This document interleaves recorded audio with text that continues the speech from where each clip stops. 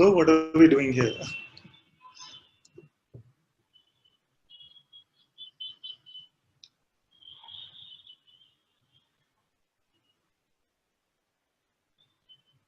Today we shall find the self.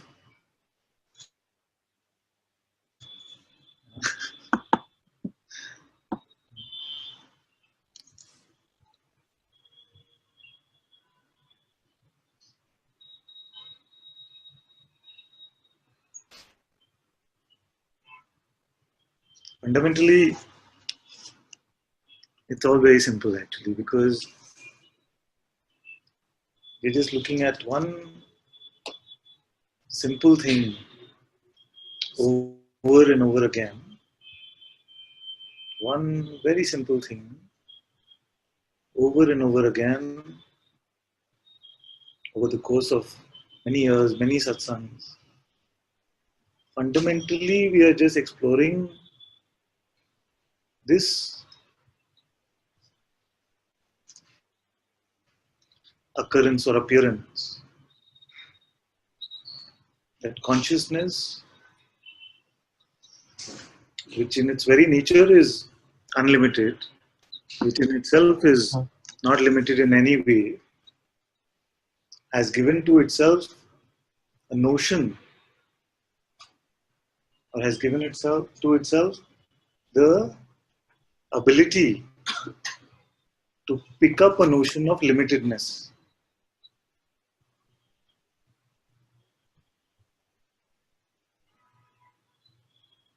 That's really one of the most important aspects of what we are talking about. I was saying one of these days that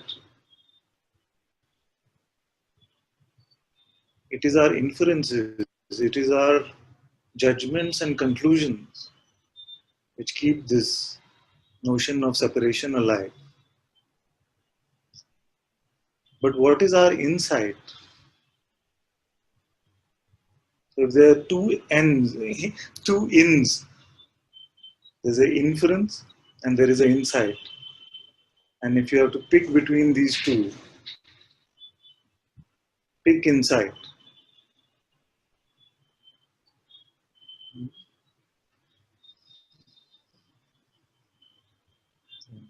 Other two ins are coming to me. So between intuition and intellect, pick intuition. Between inference and insight, pick insight. And then, if we are to use some words, then let those words be as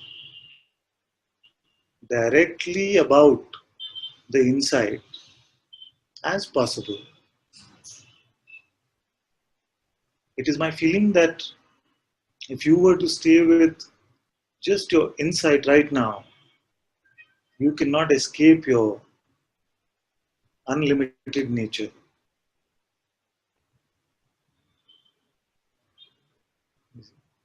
And notice that I am not saying that some of you are unlimited and some of you are limited. I am not saying that you might be unlimited in an hour or you were unlimited in the past. I say with complete certainty that right now your being does not have any boundary. And how can I say this with such certainty? Because this never changes. Is it? That you are truly, truly, truly always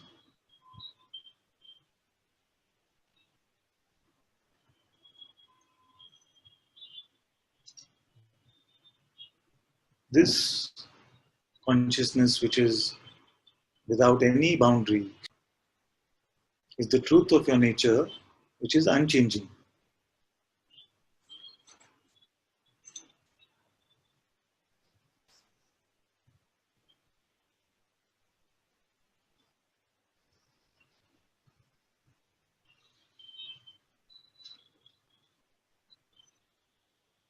If you just remain with your own insight right now, even if thoughts, emotions, body sensations, irritation, frustration, bliss, joy, anger, all these things might be coming or not.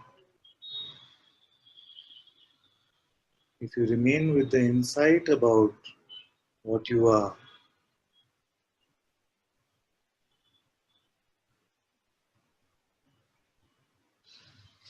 then you cannot escape this. If you go with an inference about what this is, if you go with a judgment about what this is, if you put even a label to what this is or what you are, then the unlimited one is again playing the game as if it is something contained, something with boundaries, as if there are two, as if there is a me that has something to do to come to this discovery.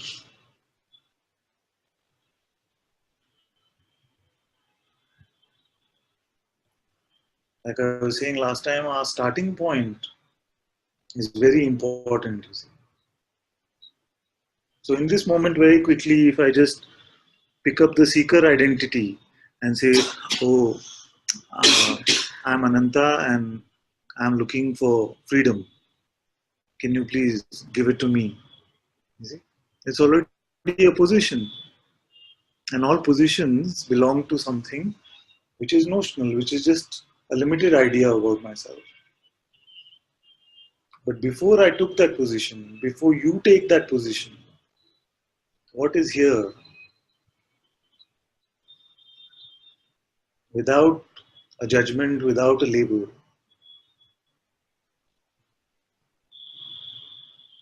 The conclusion is not important. In fact, it will only seem to get in the way.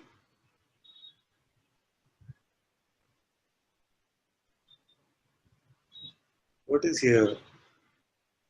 All this phenomenal play, phenomenal perception is here. Okay.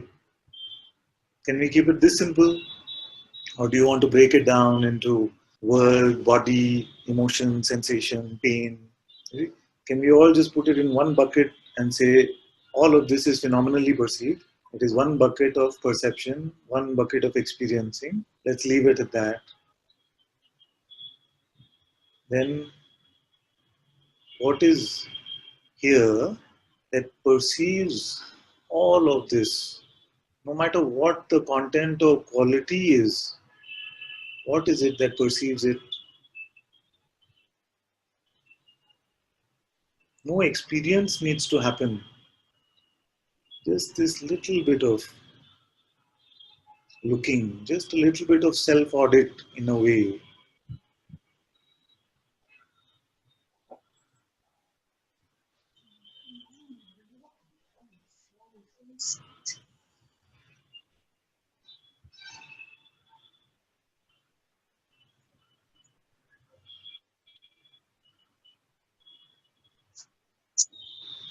So the phenomenal world is here.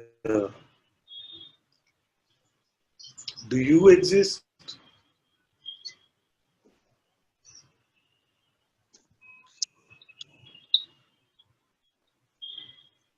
Is it?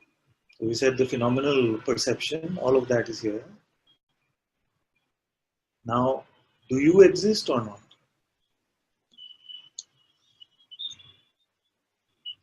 Even if you were to try to say no, you cannot step out of your existence and say no. Even your yes or no will come with the basis that you exist. Even if you say, oh, I don't know if I exist, implies that there is a I which you are confirming exists.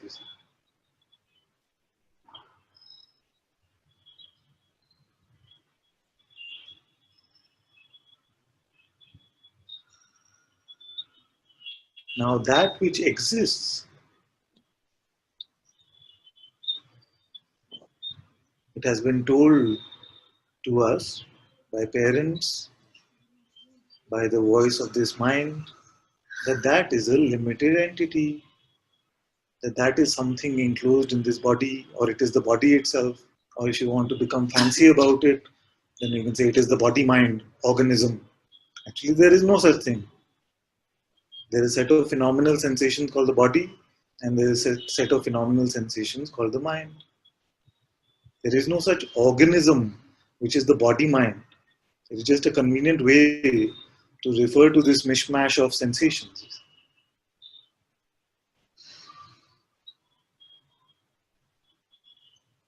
And that's why sometimes terminology becomes important.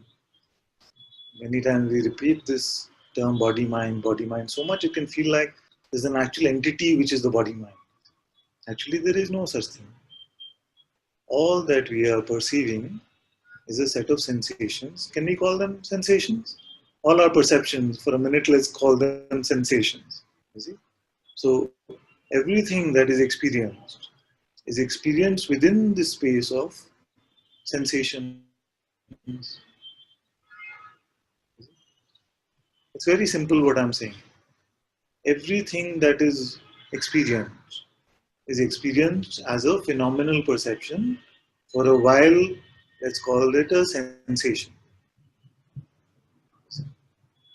Now, whether it is this voice you're hearing, whether it is the computer or phone in front of you that you're seeing, all of that, let's say for a while that it is a sensation. Everything that's in your experience, let's call it a sensation.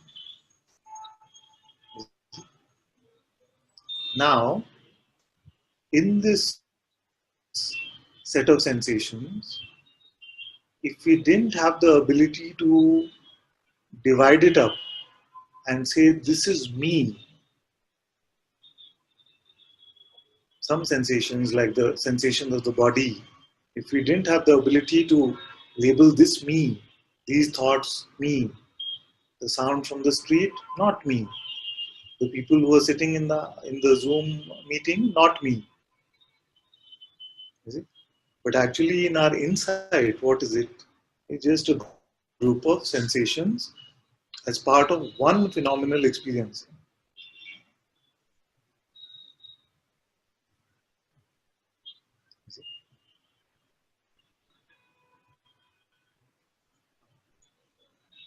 We only ever experience one experience. The appearance of this phenomenal play is always only one.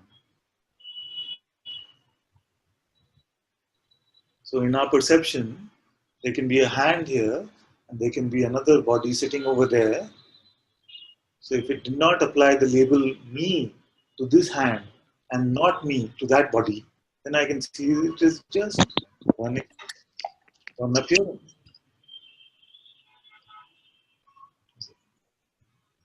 So, this notion of separation, this notion of a separate identity, a separate me, is the conditioning. It is what we have become conditioned to believing. Children are not born with this. We learn it from parents, and then we learn it from this mind itself.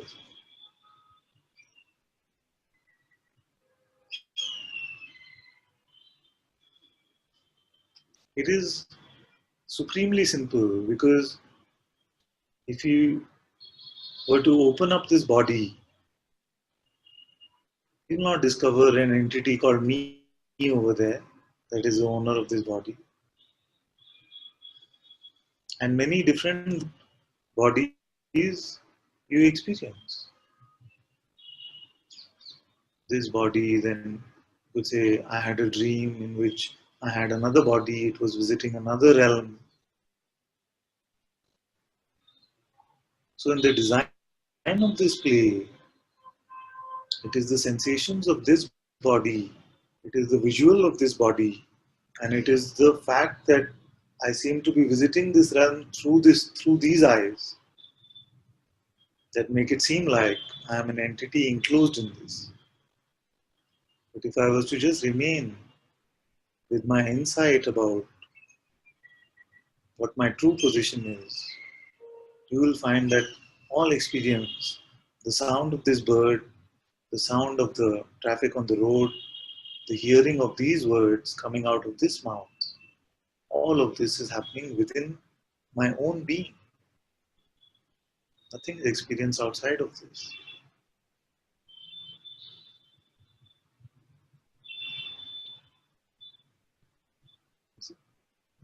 So the mind has one primary function, that is to convince consciousness itself, its own creator, that consciousness, you are limited, you are an identity.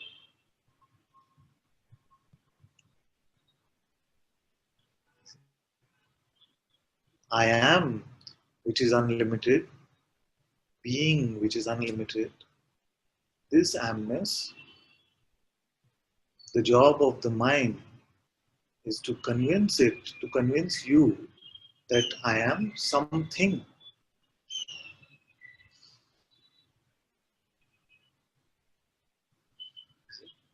And that something is just a notion.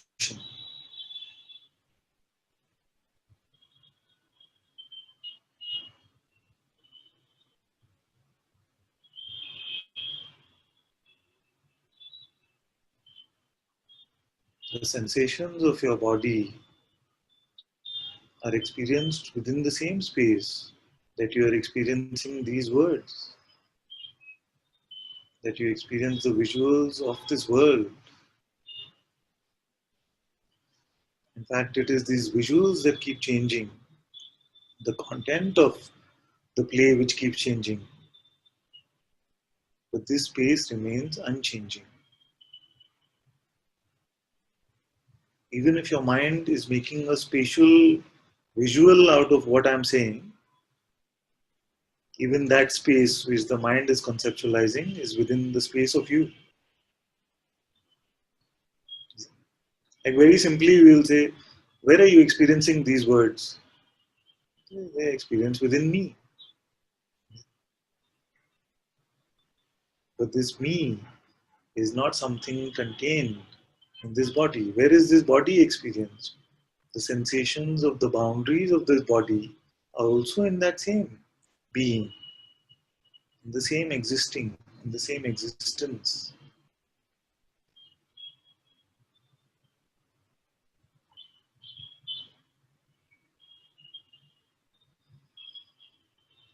So if for 5 seconds we lose the ability to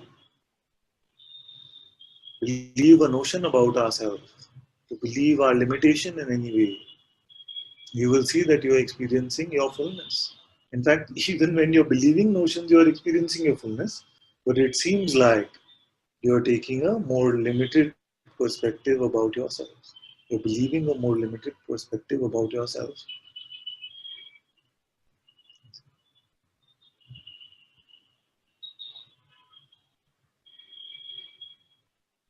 And that is why this is consciousness speaking with consciousness. One being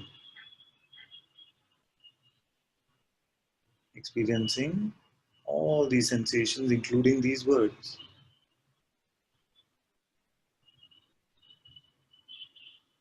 So, oneness or not two-ness, as Advaita, what Advaita stands for, is not a position to aspire towards, is not something that we will get to.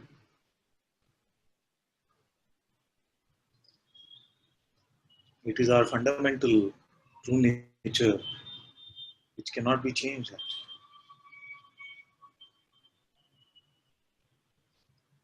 So, this oneness is unchanging.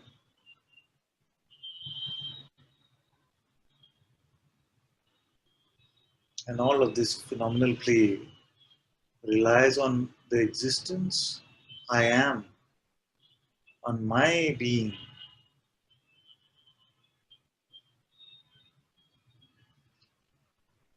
to exist.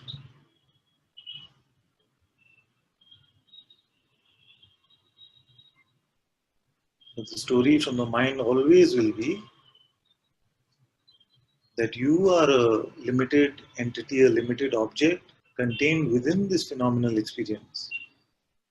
And it will always tell you that to say that you are all there is blasphemy, is arrogance. And yet, very simply, we say God is everywhere. You see?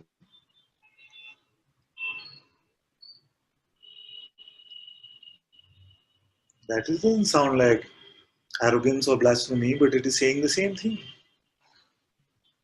All there is one, and that one is you. Now, what label you put on that, whether you say consciousness, God, I, that is all right. It's a matter of interpretation.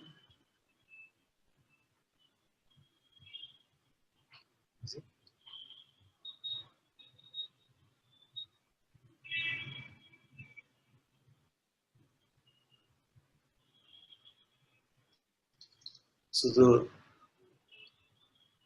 real import of the question, can you stop being,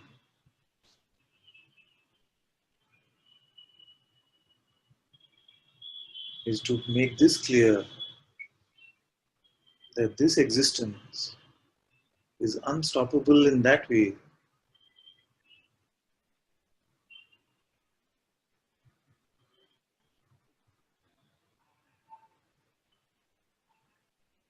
In fact, it is this being, this consciousness,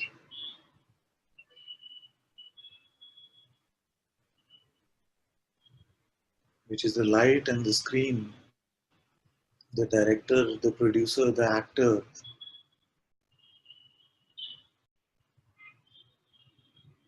of this entire phenomenal play.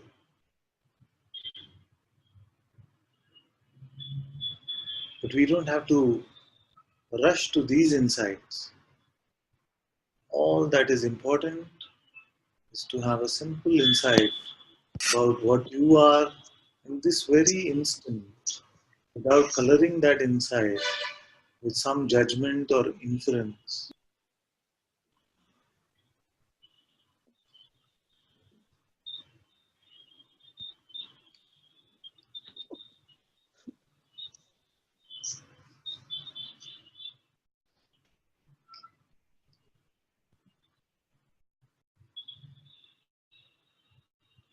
What is your insight about yourself? All these are words which are not meant to be believed. They are just provocations for you to check for yourself whether these words are true in your own experience.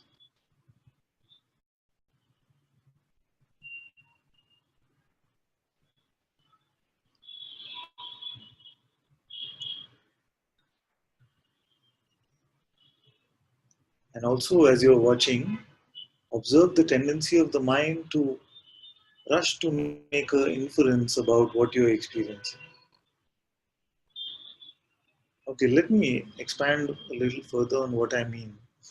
Okay.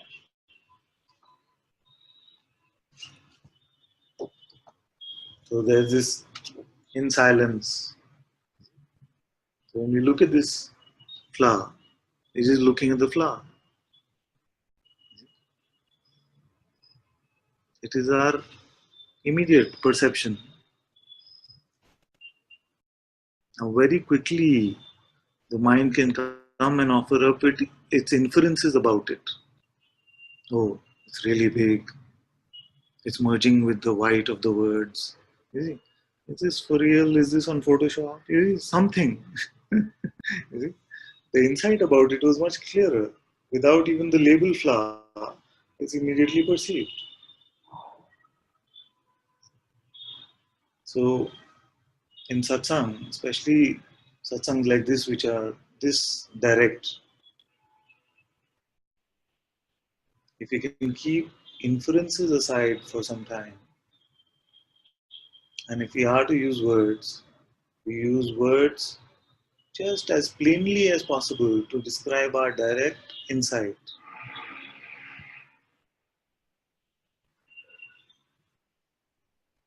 then you will find that that which is being pointed to is just plainly obvious.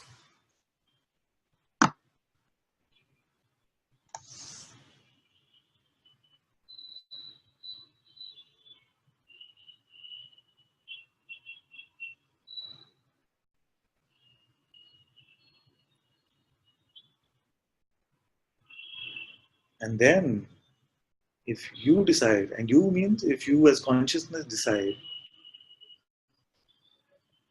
that you are not done with this play of I am somethingness, you're not done with that belief yet, you like the taste of it. Is it? It's like before we started sharing, we were talking about dentists with the ones who are here. And I was telling them that some days when I brushing my teeth in the morning, I see some craters in my teeth, and I know that it's all the late night desserts which are causing them.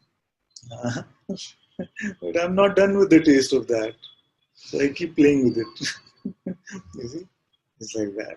So as you are getting this insight about what you really are, there will come this invitation from the mind to continue to play as if you are something, as if you have a boundary, a limitation, you have a name and a form.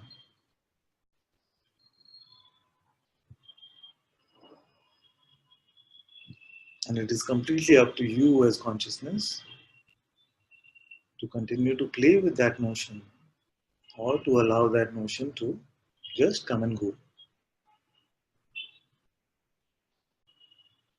But at least after hearing these words, after checking for yourself,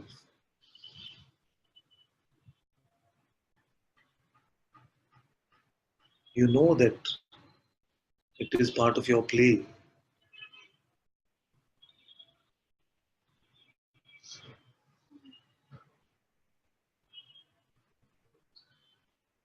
Because in this moment, I know that you are that which I speak of.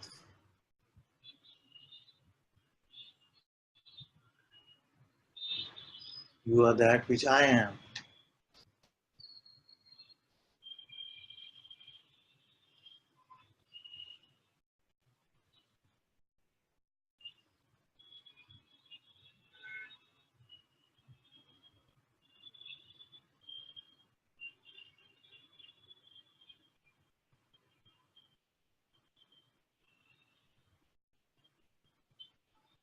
The only difference in the outer expression of a sage and a seeker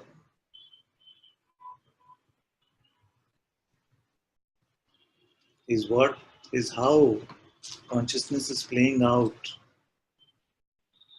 in those expressions, and whether it is playing as if it is believing these limited notions about itself.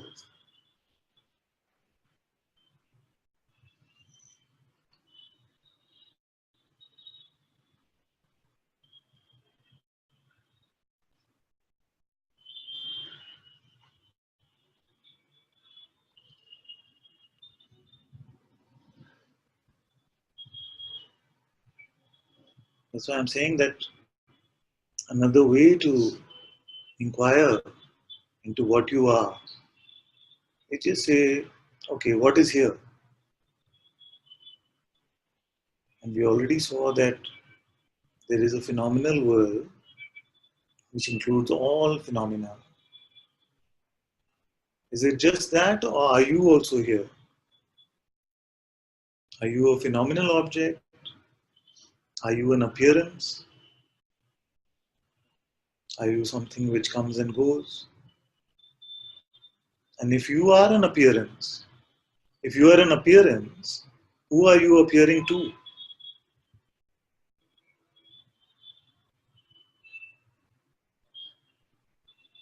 If we are limited by time and space, then we must be another appearance. Because appearances have duration.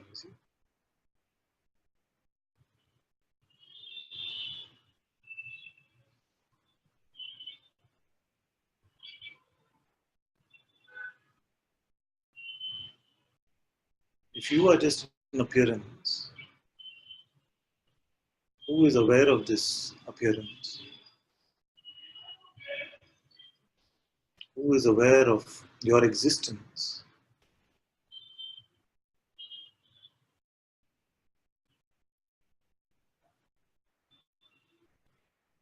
So that brings us to the second part of what I want to share now.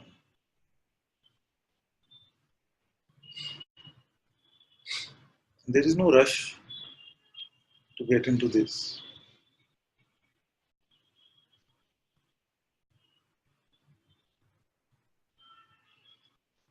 And the great sages say that, and Guruji says that consciousness is the dynamic aspect of myself.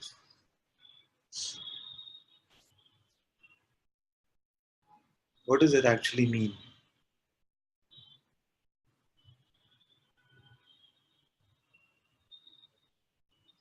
This that we just explored was an exploration of your being, of your existence, of consciousness.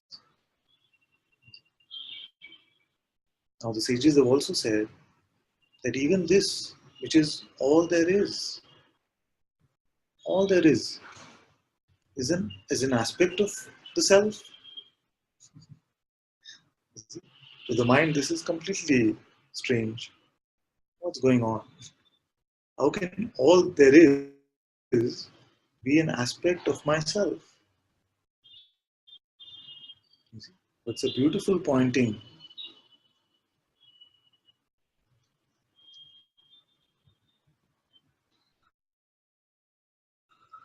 because it is bringing us to the discovery of the self, that which is aware even of existence, and it awakens as consciousness, and yet that which awakens as consciousness remains as it is. You see? Notice that there are no two here. It is your own self which is awakening as being. I playing as I am. Pure seeing now playing as seeing and being.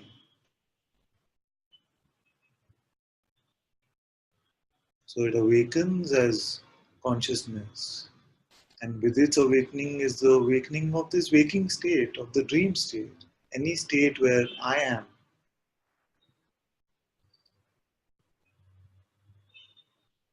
And yet the second part of the phrase is very important.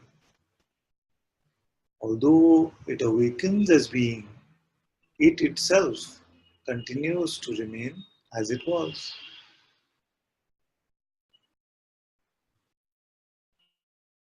That is why in Indian spirituality it is said that from the fullness arises. And with the arising of this fullness continues to remain as it was.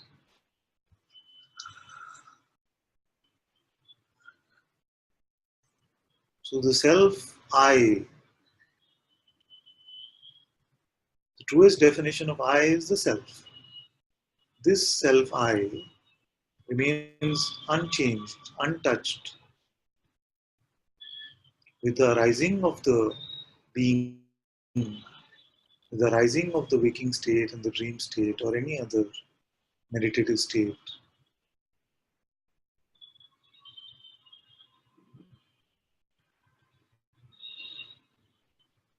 And it is this being itself which is coming to the recognition of its own source, and being itself which has the ability to believe itself to be something emotional, something limited.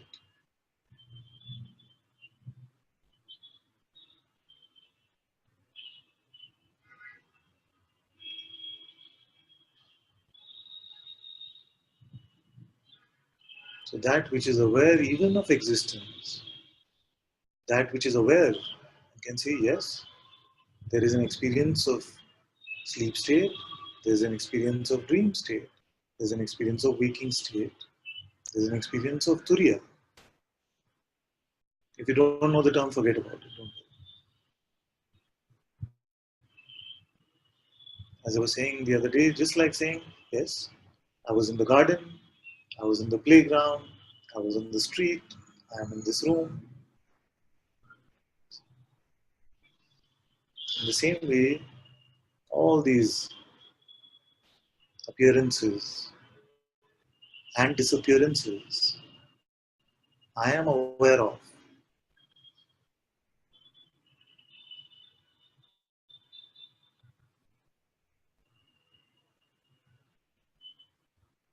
This I,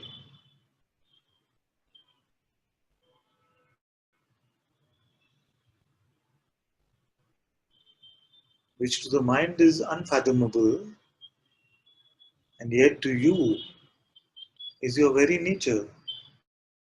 So if I ask you, are you aware now? You say yes.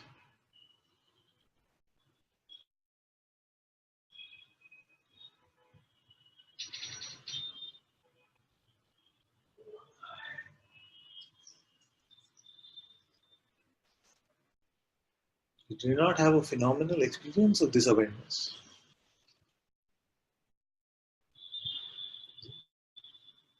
Your mind will come and say that you're only saying yes because there is a perception of phenomena. Because I am aware of something, therefore I must be aware. If that something was not there, then I would not say I am aware. But this is not true because we know if I say I'm sitting on the couch, I, I am aware of both sitting and couch.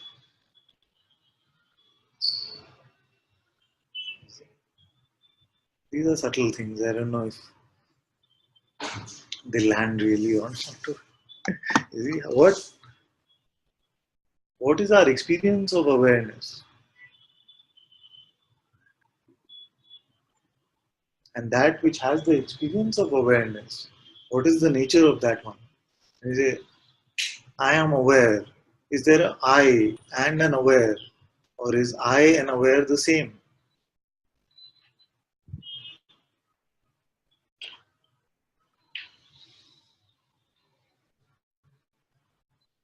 And please, please, please don't let the mind convince you that this is some abstract, intellectual, mental discussion that we are having. I'm speaking very simple things, but it needs some peace, some silence to hear these words.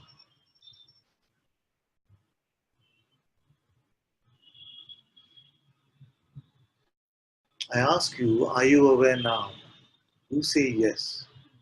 I ask you, which is the I which is aware? Is that separate from the awareness itself?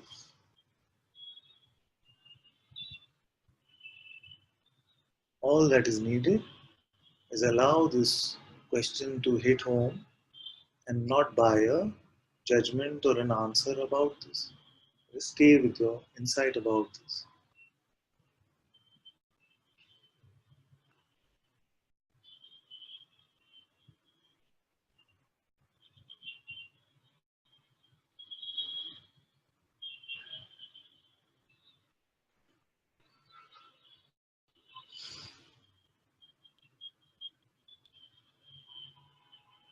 Okay. So all that we have said in satsang today is that I exist and ultimately even this I am aware of. I am aware that I exist. In all these words, all that we have said is this. This I is awareness itself. It is the self.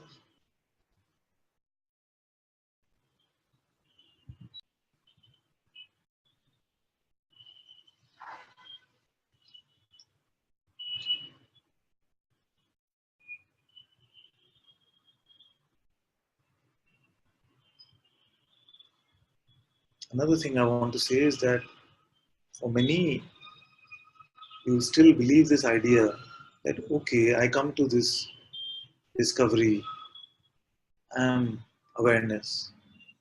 And this awareness is really no thing. So there's really no real point in this world to come to this discovery. What's the point? What is it bringing for me? So many will still have this limited notion of the me and saying, so even in this, what's in it for me? I want to tell you that as consciousness is coming to the recognition of its source, consciousness is experiencing its own divinity.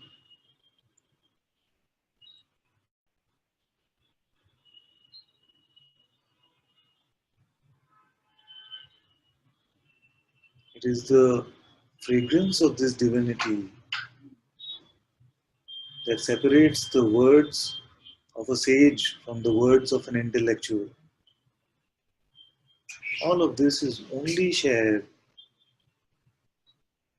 for consciousness to remember, to recognize its divinity, its divine, unlimited existence.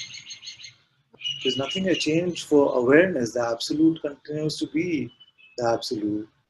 Nothing really changes even fundamentally for consciousness. Nothing changes for the person because no person has ever existed.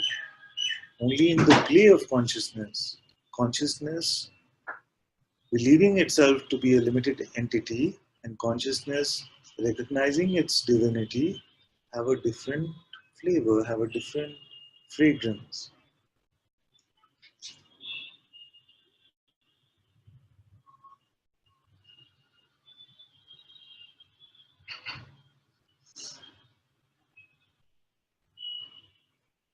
And from the absolute perspective, we can say that nothing has ever really happened. But when life events and the mind convinces consciousness that it is something limited and it's all messed up, then it's not easy to say these words, nothing has really happened. So, Satsang is introducing you to your God presence, to your existence, which is the light of this universe. What a wonderful existence this must be if even its creations are so sublime.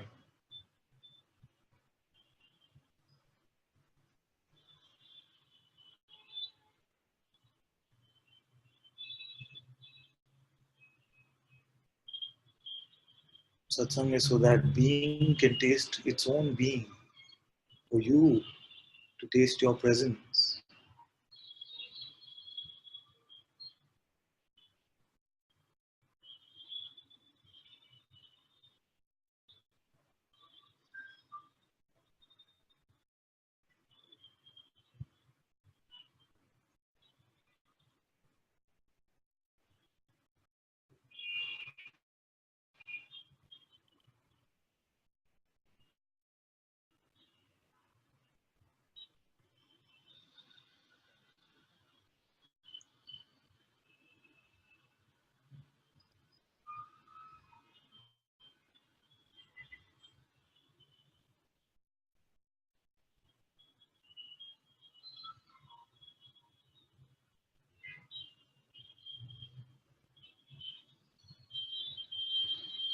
Is it the altar of your heart right now? Tell me if you find a person sitting there.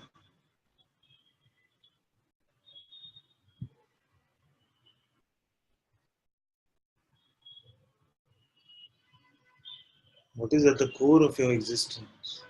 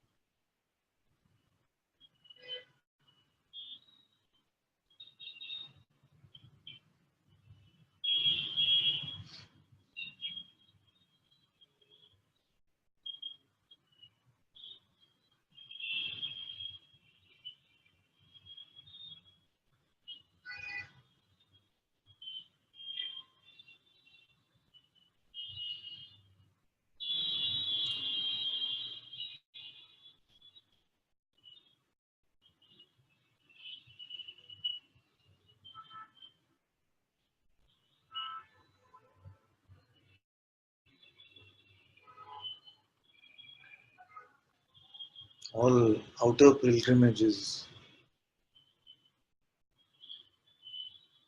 all of our spiritual endeavors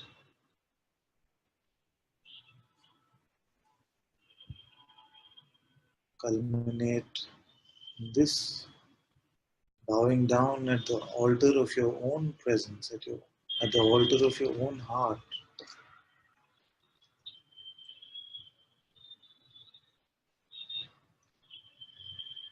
This is the holiest of all pilgrimages. As Papaji was saying in the video the other day, the river returning to its own source.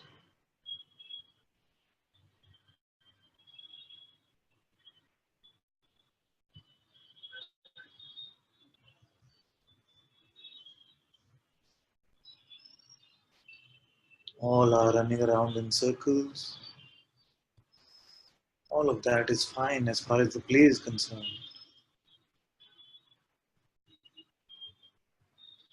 But if it is the self that the longing is for, if it is for the realization, the recognition of the truth that the longing is for,